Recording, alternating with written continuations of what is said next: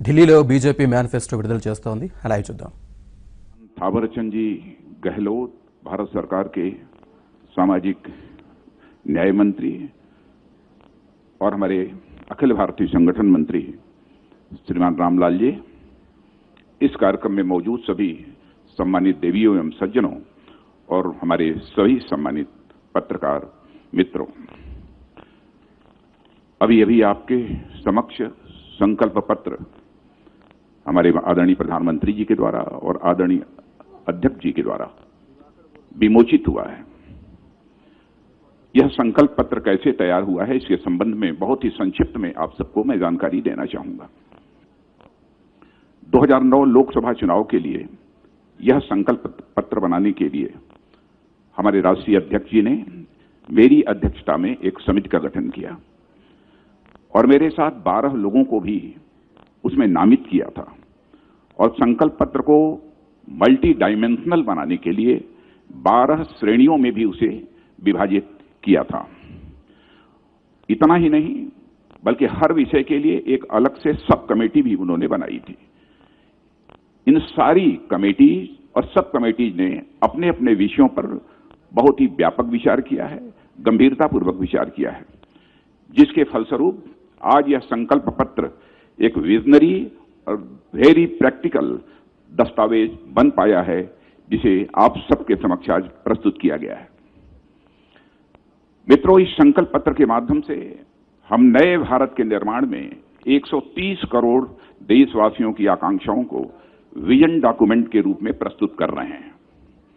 यह संकल्प पत्र आपके बीच रखते हुए मुझे संतोष की ही अनुभूति नहीं हो रही है, बल्कि गौरव की भी अनुभूति हो रही है कि हमारे संकल्पों में करोड़ों देशवासियों की सहभागिता का भी पूरी तरह से समावेश है।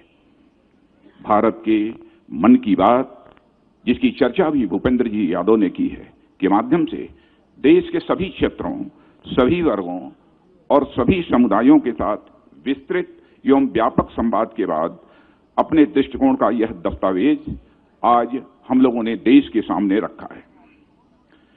इस दस्तावेज में जितने भी हमने संकल्प दर्ज किए हैं, उसके माध्यम से हम नए भारत के निर्माण की ओर कदम बढ़ा रहे हैं, जो हमारी प्रतिबद्धता है और हमारे प्रधानमंत्री जी की प्रतिबद्धता है। 2014 के बाद हमारे यशस्वी प्रधानमंत्री मोदी जी के नेतृत्व में देश विकास की राह पर तेजी के साथ बढ़ा है। जैसा अभी राष्ट्रीय अध्यक्ष जी ने बताया कि वर्ल्ड की इस समय फास्टेस्ट ग्रोइंग इकोनॉमी यदि किसी कंट्री की है तो वह भारत की है। अंतर्राष्ट्रीय जगत में भारत की प्रतिष्ठा बढ़ी है और हम अब धीरे धीरे वर्ल्ड की टॉप 3 कंट्रीज में, इकोनॉमी की साइज को लेकर वर्ल्ड की टॉप 3 कंट्रीज में आना चाहते हैं। यह हमारा संकल्प है।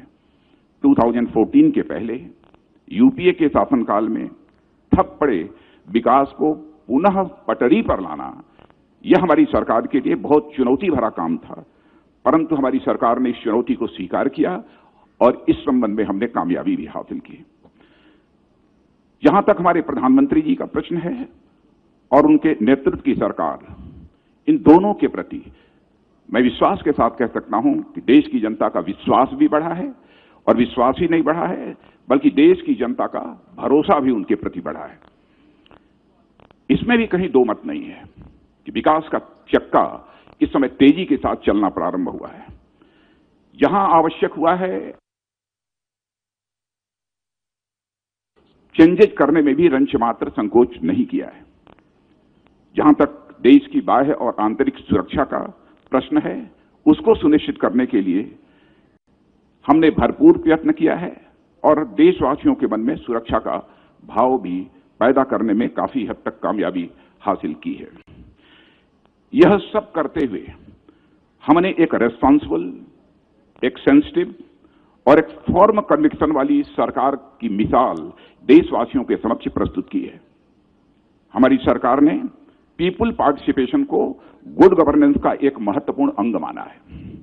हमने पॉलिसी मेकिंग में भी लोगों की भागीदारी तय की है और इस संकल्प के निर्माण में भी जन भागीदारी को पूरी तरह से सुनिश्चित करने की भरपूर कोशिश की है।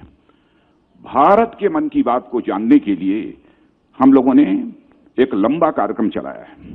हमने करोड़ों लोगों से संपर्क किया है और अलग अलग माध्यम से लाखों सुझाव भी हमको प्राप्त हुए हैं। लगभग 300 रथ, लगभग 7,700 सुझाव पेटियां और 110 से अधिक संवाद कार्यक्रम और 4,000 से अधिक भारत के मन की बात के कार्यक्रम यह संपन्न हुए हैं। इतना ही नहीं, हम लोगों ने सोशल मीडिया का भी सहारा लिया है। सोशल मीडिया के माध्यम से भी लोगों के मन की बात को समझने की हम लोगों ने अपनी तरफ से भरपूर कोशिश की है। साथ ही विशेषज्ञों के साथ भी हमारे टीम के जो प्रमुख सदस्य थे उनका बैठना हुआ है, हम लोगों का भी उनके साथ बैठना हुआ है, उनके साथ भी हम लोगों ने परामर्श किया है।